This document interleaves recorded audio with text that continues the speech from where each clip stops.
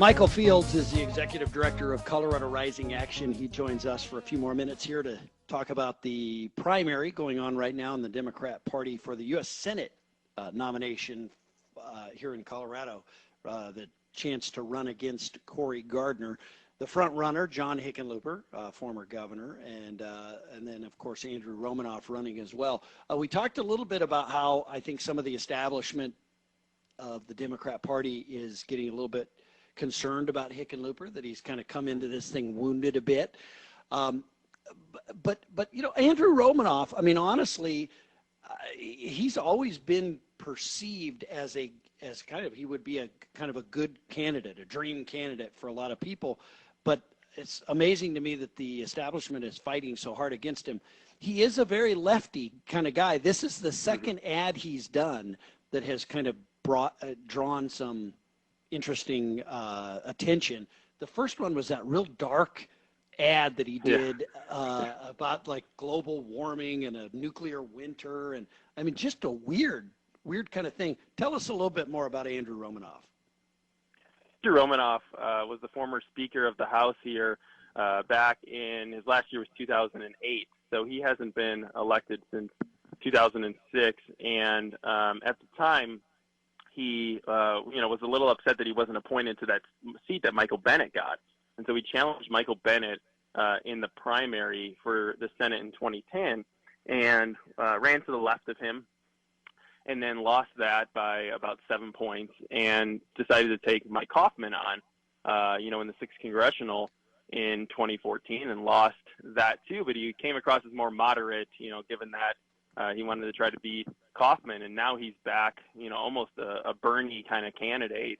You mentioned that ad where he's talking about global warming. I mean, every kind of far left, position that you could have right now is where Romanoff is, and he started that at the beginning of this campaign, thinking, he could be the liberal alternative, and has gotten some support. Hasn't raised a ton of money, but I think he's pretty much, changes his positions a little bit along the way to whatever he thinks will help win. But I think the Democrats, because he hasn't won in a while and because he lost those 2 races, they're thinking, Hickenlooper's the person to do it. I actually think Romanoff would probably be a stronger general election candidate just because he actually wants to be senator and he's trying. And he's more in line with that left wing of the Democrat Party right now. But Hickenlooper, the establishment, he's put in enough favors, I guess, or whatever, in order for them to come to his defense. But I would assume if Romanoff wins that they'll all, make up the next day and jump on board trying to beat Cory. Romanoff it would be formidable. He's a good speaker. He knows the issues. And so it's not like it would be an easy race or a joke at all for Cory.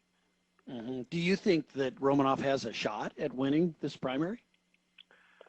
I think if it was maybe 2 weeks longer, he really would. The momentum's on his side. I just don't know with those early voters how many of them broke the other way. I think it's going to be, within 6 points or so, which is just amazing given the fact that that Hickenlooper's raised, 4 or 5 times as much as Romanoff and has been in the race a lot less time.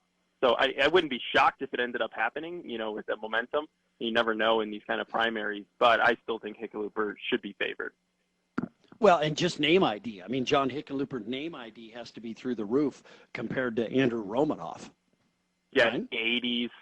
Romanoff's was 50 when they did polling. So, right. A lot of it would have to be just, I will not vote for John Hickenlooper no matter what. And this other guy is okay. Just because he's been out of it for so long, not a lot of people know who he is. I think if he would be a little bit more well-known name ID-wise, he would definitely win this. Yeah. Well, listen, Michael, I appreciate all you do, Colorado Rising Action, and the work that you do. We appreciate you coming on and kind of giving us an update on the whole Hickenlooper ethics case that was out there, and just kind of talking about this primary. So appreciate your time.